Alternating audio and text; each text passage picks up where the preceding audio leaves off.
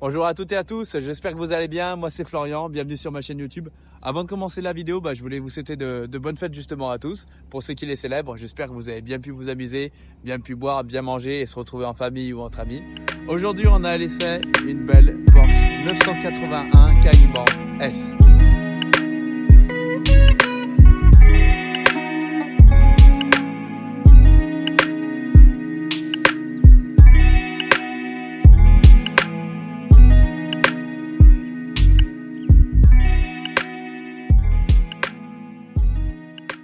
On se retrouve avec mon ami Clément. Salut Florian. Bonjour Clément. Bon, on se salue, ça fait déjà 1 heure qu'on est ensemble, mais bon, c'est pas bien grave. Aujourd'hui, vous n'allez pas voir le visage de Clément. Déjà, avant toute chose, c'est sa voiture. Il nous la ramène aujourd'hui. J'ai insisté pour qu'il nous la ramène, qu'il passe sur la chaîne avec. Il n'était pas trop d'accord au début parce que Clément, il n'est pas vraiment à l'aise devant les caméras. Donc aujourd'hui, vous n'allez pas voir son visage. C'est plutôt dommage parce que franchement, il est plutôt beau gosse. Mais bon, vous verrez ses pieds, ses mains et voilà, c'est à peu près tout. Bon Clément, qu'est-ce que tu as à nous dire sur la voiture? Ça fait combien de temps que tu l'as déjà? Donc c'est un Cayman S génération 981 Ouais. donc, immatriculé en 2014, donc la voiture a 10 ans. Elle a 10 ans. Elle a 10 ans, on ne C'est un dirait truc pas. de fou. Hein. Non. Ça n'a pas pris une grosse claque. Ah, pas du tout. Je l'ai. Elle est sortie quand? La Cayman est sortie à quel moment, tu sais à peu près? Je crois que les 981 c'était entre 2013 et 2017. 2012 hein, même, je crois. Ouais, En quelque chose 2012, comme ouais. ça. Ouais, exactement. Celle-là était sortie d'usine en 2013, immatriculée en 2014. Ouais. Elle a fait 2 propriétaires. Moi je suis le 3e, je l'ai depuis avril 2024. D'accord. Oui, donc Et, c'est plutôt récent ça finalement. fait 8 mois exactement. 8 mois. Et en 8 mois, qu'est-ce que tu as à nous dire justement sur la voiture? Déjà, pourquoi tu as acheté cette voiture-là? Pourquoi partir sur un Cayman, un 981, un Cayman S? Qu'est-ce qui t'a fait craquer sur ce modèle? Je voulais quelque chose de fun. Ouais. Qu'on se le dise tout de suite, moi j'avais pas le budget pour une 911 et étant assez jeune, j'avais pas forcément envie d'avoir tout de Bien suite sûr. un Et, gros SUV. Et tu me parles de la 911, justement, ça va être le titre de la vidéo. Pourquoi enfin, pour moi, celle-ci, elle est peut-être mieux qu'une 911 même. C'est peut-être est-ce une Mini 911. Voilà. Ou est-ce qu'elle est même pas... C'est peut-être la 911 de l'ancien temps. Tu vois ce que je veux dire? Maintenant, les 911, elles sont énormes, elles sont grosses. Elles font plus le gabarit des 993 et 997, tu vois, qui étaient un peu plus fun. Mais non, les 911, c'est des paquebots, tu vois, j'ai l'impression, hein, surtout la 992. Ouais. Et là, on est peut-être sur justement ce qui a fait le charme des premières 911. Justement, je regardais un essai presse de l'époque à sa sortie, et elle fait la taille, elle est plus grande qu'une Porsche 911 993. Ouais, Donc t'imagines? c'est sans doute ça, je pense, par Ouais. rapport à ta 996. Ouais. Niveau gabarit, on doit être pas loin. Effectivement, alors après, en termes de ressenti de conduite, je suis pas pilote.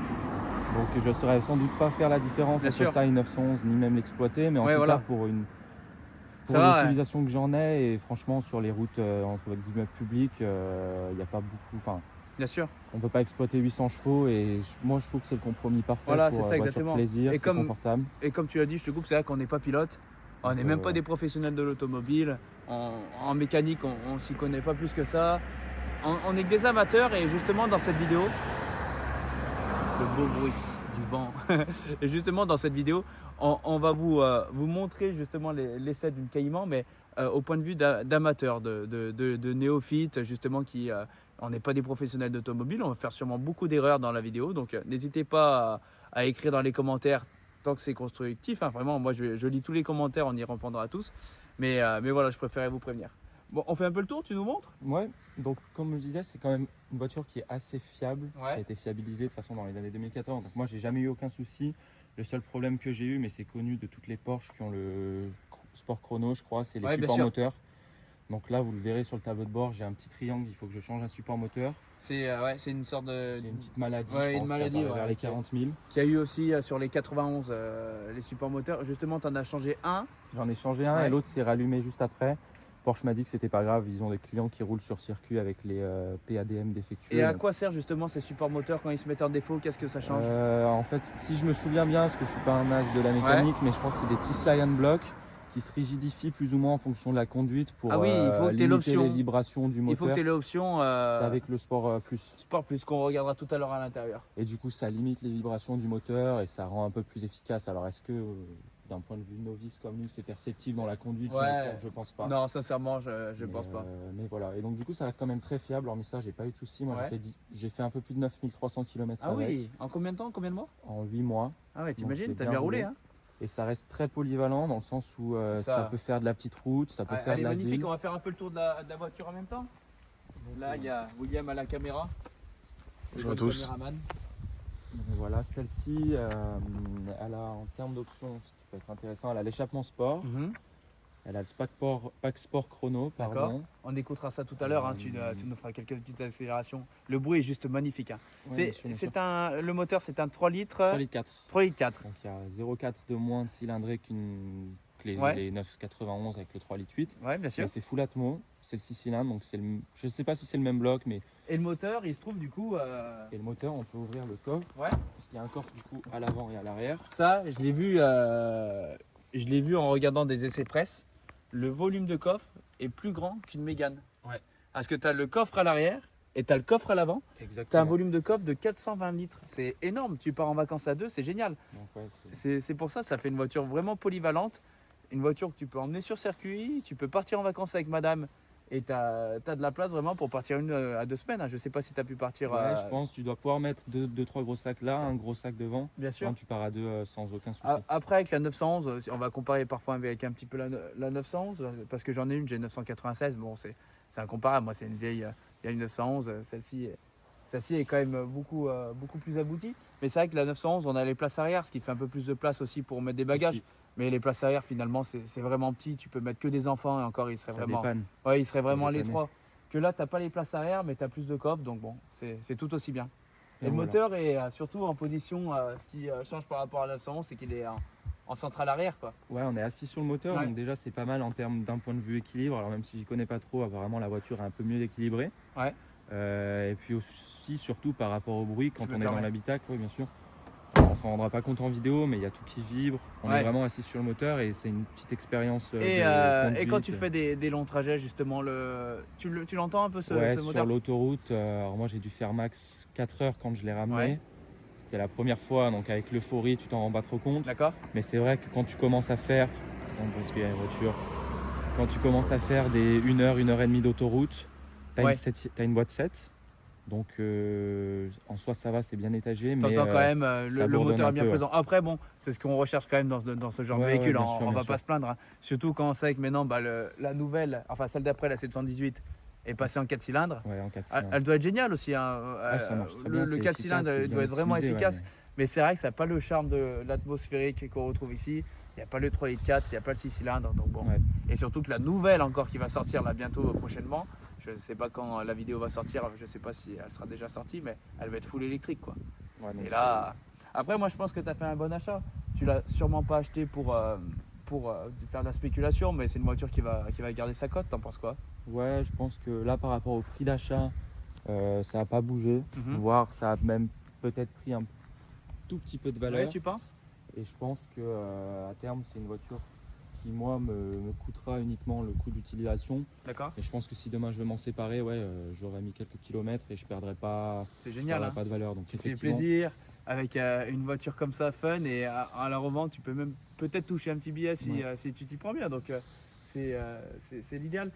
Parlons tarif, tu vas pas nous dire combien tu l'as acheté, mais une fourchette à peu près. ça tourne entre un modèle comme ça, équipé comme ça, Bien ça peut optionné, ouais. tourner entre les 62, 65, Ah en oui. fonction pareil du nombre de kilométrage, comment la carrosserie est.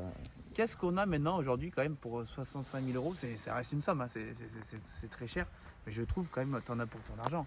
Ah T'as ouais, une largement. mini C'est surtout supercar. que t'es, On va faire un peu le tour. Tu sais à quoi elle me fait penser surtout? Bon, excusez-nous, elle est un petit peu sale. Ouais. On est en plein mois de décembre. La météo, on le voit, il caille. Il fait 2 degrés. Là, on est sur les hauteurs de la plaine du Forêt dans le 42. Viens voir, William, regarde l'avant.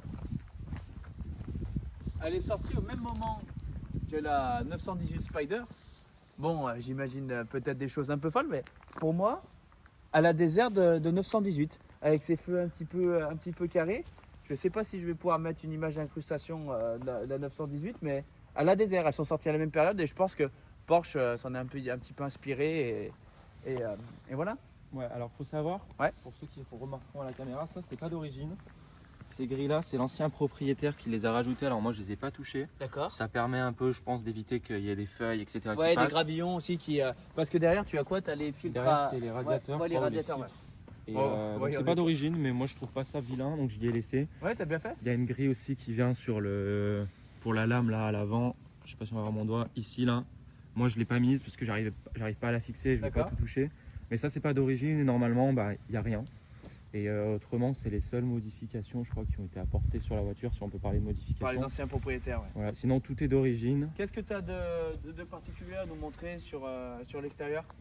Qu'est-ce qui t'a fait craquer, toi, quand tu l'as vu en premier? Peut-être les écopes? Ouais, ce que j'aime bien, c'est ça. C'est un petit peu les écopes, c'est un petit peu des airs après de Turbo S. Bien sûr, c'est ce que j'allais dire, de 911 Turbo qui ont ces grandes entrées d'air là, c'est vraiment magnifique. Moi je trouve ça très sympa et si on prend les 3/4 de la voiture, on enlève juste le quart arrière, on a limite presque l'impression, si on se met comme ça, de voir une 911. Ouais, de la phase 991. Et puis avec ces magnifiques jantes que tu as, les étriers ils sont juste énormes.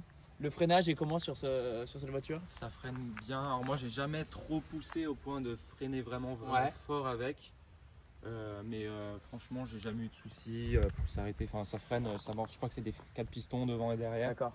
Peut-être que je me trompe. Oui, vous nous corrigerez dans les commentaires, n'hésitez pas, les gens dans tous les cas. Après voilà, comme je dis souvent, nous là je fais cette vidéo, on va pas apprendre une fiche Wikipédia juste avant, la réciter comme deux pantins, deux perroquets, ça ne sert à rien. Si vous avez des choses spécifiques à voir sur la voiture, il y a toujours internet.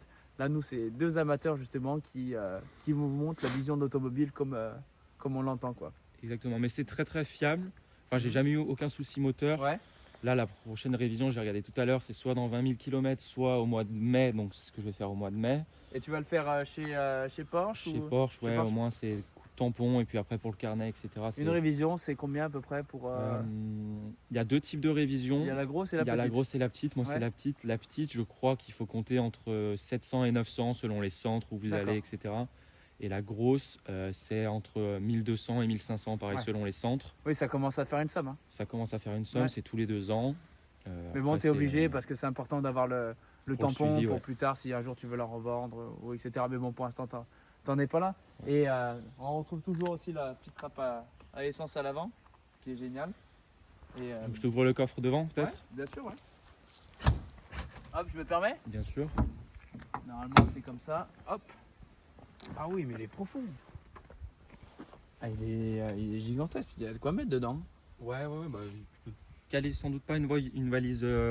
Ouais, tu peux mettre une valise. Ouais, deux valises cabine, je pense. Hein. Ouais, cabine, pardon. Là, on a les pour la glace, etc. Par contre, t'as pas accès visible. Tu peux pas regarder le moteur, il est caché. Comme toutes les Porsche, pas accès au moteur. Et je sais même pas, la dernière fois, j'ai vu une personne en panne dans un parking de batterie. Et je me suis pas arrêté parce que je pense que j'ai pas accès à la batterie non plus. Ouais, la batterie, avec les câbles. Si vous le savez, je sais pas où est la batterie. Moi non plus. Donc, faut pas qu'on tombe en panne, quoi. Non, faut pas. Faut pas qu'on tombe en panne de batterie aujourd'hui. Mais pour le fermer, je lâche. Ouais. Je pense qu'il faut t'appuyer. Mais ça reste relativement fiable. Je la roule comme ça doit se rouler, parfois fort, parfois pas fort. Et j'ai jamais eu de soucis de fiabilité. C'est ton délit, tu la prends tous les jours, non? Je la prends pas tous les jours, je la sors quasiment. Enfin, la voiture, la semaine, pardon, j'ai pas besoin de voiture, donc je la sors pas, mais ça reste le week-end pour aller à droite, à gauche. Et quand tu dois la sortir le week-end, quand tu la démarres dans le parking, ça doit être quelque chose. Ouais, tu peux nous la démarrer? On va écouter le son moteur? Je peux vous la démarrer. Ça reste très polyvalent pour faire petite route, ville. En ville, c'est pas du tout à plus, c'est confortable. Quand tu veux envoyer, ça envoie. C'est vraiment la voiture parfaite, quoi. Tu nous la démarres en échappement fermé? Ouais. Bon, vous inquiétez pas, elle est chaude. On a bien roulé avant. On va entendre le bruit.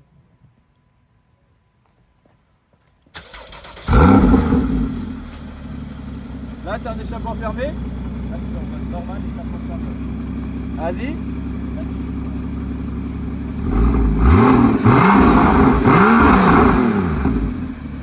Ouvre les valves. Ça me réchauffe les mains en plus.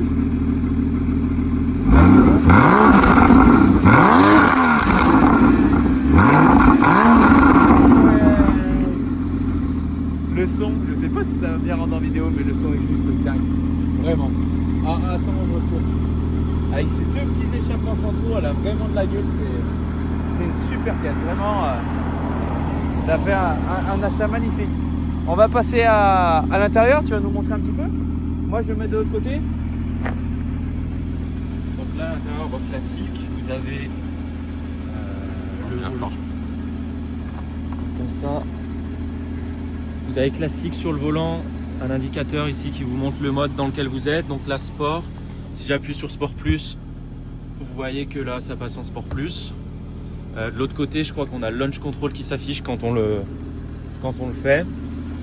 Après, là, vous allez pouvoir ouvrir ici le coffre avant-arrière. Le seuil de porte qui est immense. Le démarrage aussi. À gauche, hein, comme toutes les Porsche. Tu peux m'ouvrir, je vais monter de l'autre côté, je vais regarder avec toi. Ouais.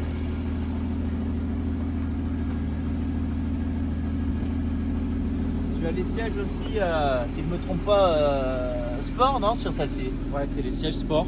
Et alors, ils sont comment, confortables ou pas, toi qui as fait un peu de route quand même avec? Ouais, franchement, alors moi je suis pas très gros, très large, ouais. Mais tu rentres très bien dedans. C'est ultra confortable. C'est vrai qu'ils ont vraiment fait, je te coupe, mais ils ont vraiment fait un gap de finition quand tu regardes les anciennes versions, les 987 et celle-ci, il y a vraiment.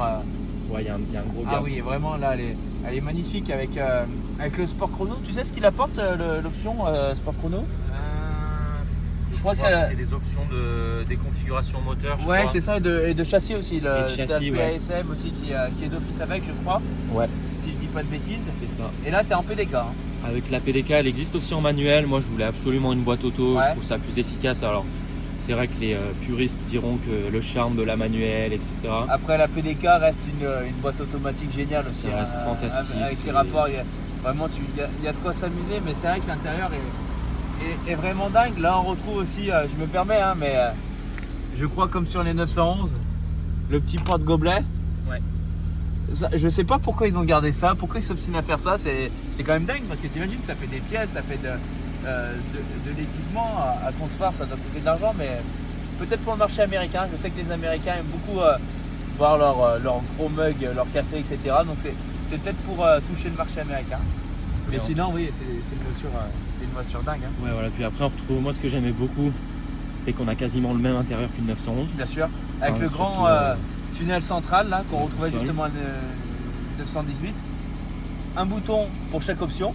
Ouais, je crois qu'elle les a toutes. Celle-là, ouais. Elle a les sièges chauffants également. Les seules options que j'ai pas, ça va être le son. J'ai pas de système sonore, ni Bose, ni Burmeister, mais bon, le système de base. D'origine est bien. Le système de base fonctionne très bien. Ouais. Alors, c'est sûr que je crois que tu avais filmé la 991 qui avait le Bose. Quand tu compares, tu sens quand même la différence quand tu écoutes, mais pour écouter tous les jours, moi je vois pas la différence. Et puis quand tu as cette option là, elle est là, quand tu as l'échappement sport, la musique finalement, est-ce que tu en as besoin ou pas? Peut-être sur des longs trajets. Voilà, c'est ça, surtout pour une voiture que tu vas sortir le week-end, c'est magnifique. Bon bah parfait, on va passer à l'essai routier. Avec plaisir. Clément va conduire, nous on va vous faire 2-3 petits plans et je vous dis bah à tout de suite. Bon me revoilà, je reprends la caméra, on va passer à l'essai routier, c'est parti. Clément m'attend à l'intérieur. Hop. Wow. On est mieux dedans. Hein. Combien de degrés il fait aujourd'hui? 3 degrés. 3 degrés. Je vous disais le petit losange donc pour le PADM. Ah oui. Je sais pas si tu veux montrer pour les. Parce que là, dans le menu déroulant, vous avez force G. Vous avez les infos sur la voiture, la température d'huile, je crois, de liquide de refroidissement, la pression, ça c'est l'altitude. La radio. En 2012, quand même, il y avait déjà ce petit virtual cockpit. Quand même, ils étaient quand même précurseurs. Hein. Maintenant, on retrouve ça sur toutes les voitures. Là, on retrouve le compteur central avec les tours minutes et les kilomètres heure. Bon, c'est en option, c'est à gauche. Là, les 3 petits compteurs. Peut-être, je sais pas si tu veux parler de la conso, vu que je le vois affiché à l'écran. T'es à 13 litres. Voilà, 13 litres, sachant que là, j'ai fait un petit peu petite route autoroute pour venir jusqu'ici. Ouais, et puis, non, bah 13 litres. Après, toi, c'est une voiture plaisir. C'est une voiture que tu prends pour le week-end, etc. Donc quand tu la sors, bah, tu la conduis un peu généreusement, on va dire. Exactement. Après, à savoir... Donc ça me choque pas. Alors attends, je vais juste mettre ma ceinture. Ouais, vas-y, à savoir, du coup, je meuble en attendant sur l'autoroute. Ça m'est arrivé de descendre, par exemple, pour un trajet de 80 bornes sur l'autoroute, à faire du 6 litres 3 au 100. Ah oui. Donc franchement, si tu roules en 7ème régulateur à 110, 120, tu fais du 6 litres. La moyenne, je dirais, sans taper dedans, c'est du 8 litres à peu près. En ville, on va être plus sur du 15. D'accord. Et puis après, quand tu tapes dedans, forcément, bah ça. Oui, ça monte. Après, quand tu achètes ce genre de voiture, tu ne regardes pas forcément la consommation, mais par exemple, tu vas faire de longs trajets, tu peux faire combien de kilomètres avec 400 Pas plus, parce que si tu mets un plein et que tu fais full autoroute, tu dois pouvoir faire 600 km. Ah oui, donc c'est génial. Là, on se retrouve sur des belles routes. On est dans le secteur de la plaine du Forêt vers Saint-Étienne. Donc c'est des routes plutôt sympas. On va essayer tout en respectant les limitations et on va pas se mettre en danger non plus, surtout que comme je vous ai dit, il fait 2 degrés, donc les routes sont un peu glissantes. Et en parlant de routes glissantes, comment elle se comporte? Est-ce qu'elle est dangereuse sous la pluie, vu que c'est une propulsion? Qu'est-ce que tu en penses de ça, toi? C'est drôle parce que le jour où je l'ai récupéré, quand j'ai fait la route, il pleuvait. La première accélération que j'ai mise sur l'autoroute, j'ai patiné. Mais bon, c'était normal. Parce que toi, c'est ta première, c'est entre guillemets, c'est ta première sportive. Moi, c'est ma première voiture que j'achète pour moi. Ah ouais. Ma première voiture. Avant, j'étais toujours sur les véhicules de mes parents. Bien sûr. Et c'est la première voiture que je me suis achetée à titre personnel. Et je t'en félicite parce que vraiment, c'est une voiture dingue d'avoir ça en première voiture. Je trouve ça justement génial. T'as pu réaliser entre guillemets un rêve, hein, c'est vrai, il faut se dire. Hein. C'est vrai que depuis gamin, on se connaît quand même depuis de nombreuses années. T'as toujours été fan d'automobile et de pouvoir accéder à une caisse comme ça, c'est quand même dingue. Là, on est échappement ouvert donc. Là, on est mode sport, échappement ouvert. Je peux pas rouler en sport plus justement avec à cause du support moteur. Ils m'ont déconseillé de le mettre. D'accord. Mais ça change pas grand chose. Ouais, et le sport plus, t'as des passages de vitesse un peu plus. Ouais, c'est ça. Un peu plus énervés, on va dire. C'est ça. Ah oui. Mais après, ça chante bien si tu veux.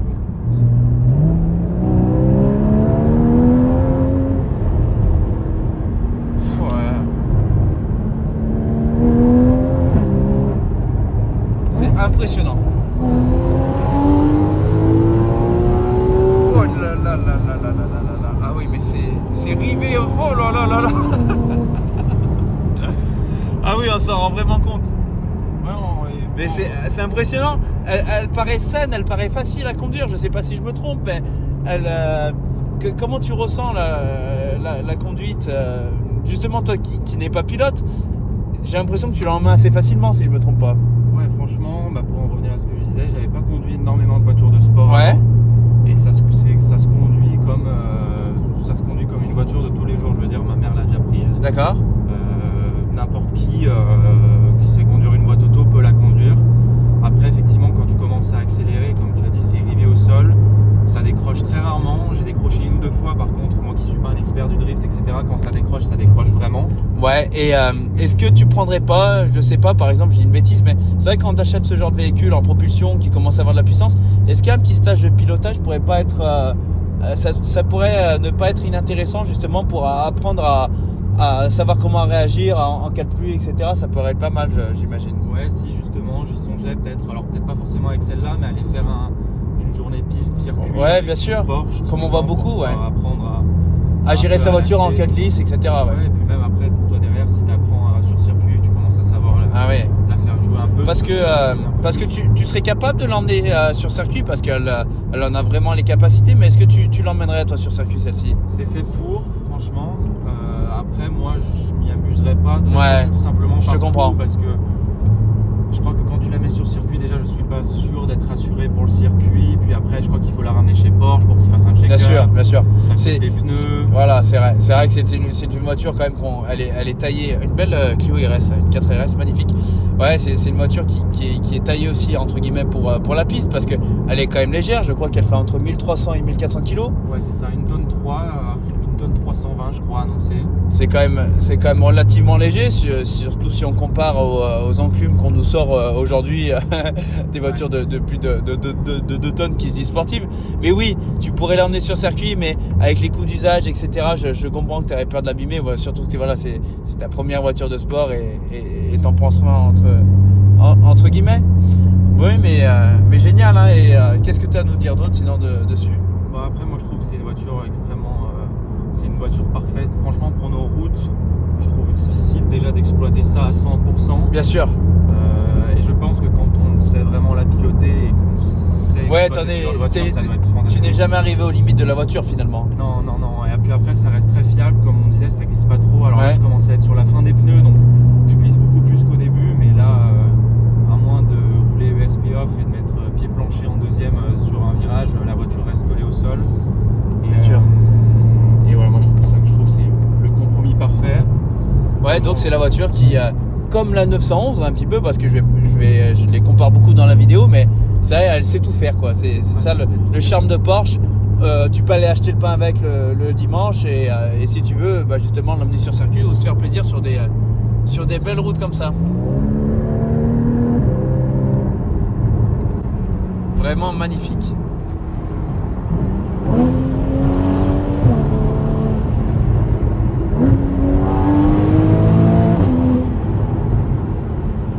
Extraordinaire. Je vous dis en passager, je prends un kiff là, niveau auditif, c'est oh là là.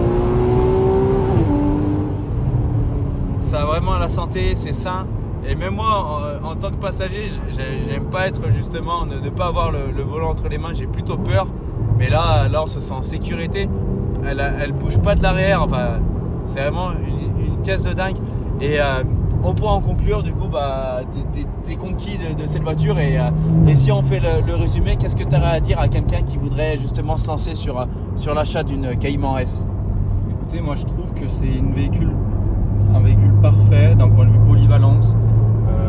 Si vous voulez rouler vite, rouler fort, ça marche très fort.